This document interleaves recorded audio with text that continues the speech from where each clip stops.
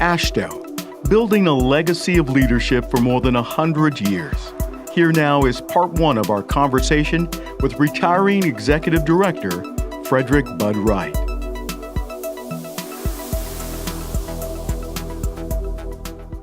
Thank you very much, Bud, for agreeing to talk to us today as we discuss your transition. First question I want to ask you is to look back to 2013. Back then, you stated that you wanted to put more of the association's emphasis on meeting the needs of AASHTO's membership. Tell us what drew your attention to that issue and how has that idea taken shape over the past 6 years? Well, first of all, thank you, Tony, for doing this. And, I think what drew me to that is the fact that, you look back at why we have an association to begin with. State departments of transportation saw some value in having a group representing them and facilitating interactions among them, enabling them to learn from one another, both the good things and the bad things.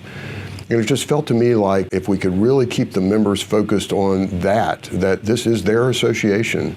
They should design the agenda. They should be the ones that set the direction because it is they who are interacting among themselves and sharing what they can to make transportation better across the entire country. It just seemed to me that was a message that would resonate.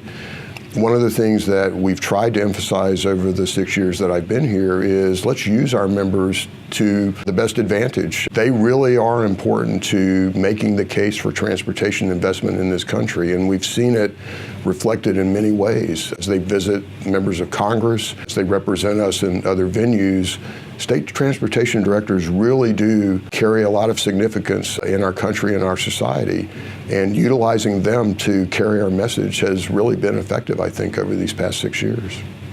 The AASHTO strategic plan, what has that done for the organization, and why did you feel it was necessary to move in that direction? Well, first of all, I think having a direction and being able to articulate that so everybody, whether it's members, whether it's staff, whether it's the public that is aware of AASHTO and what we do, I think really makes a difference. It gets people pointed in the right direction. It develops consensus around that direction. And so developing that strategic plan and again, using the members really to set what those objectives should be, I think is hugely important. We can get caught up in what I call the inbox, if you will, but really it's the fighting fires, it's dealing with the day-to-day.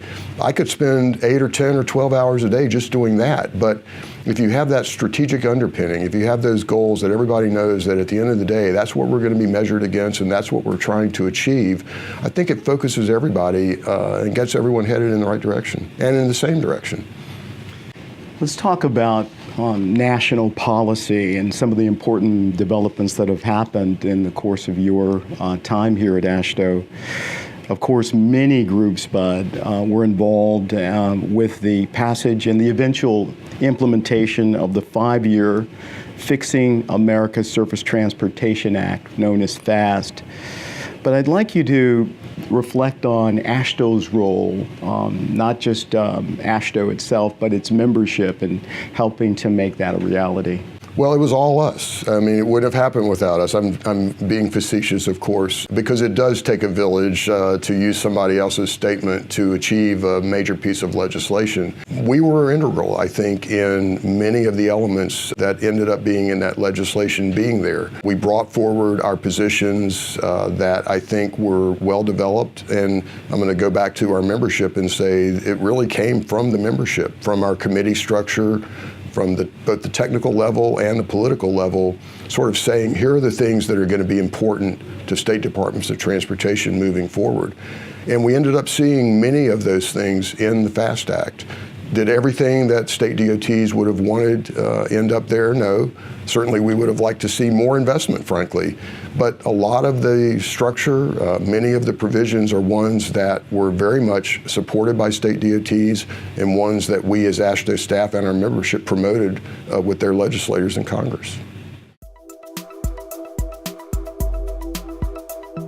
This has been a conversation with retiring Executive Director Frederick "Bud" Wright, Part 1.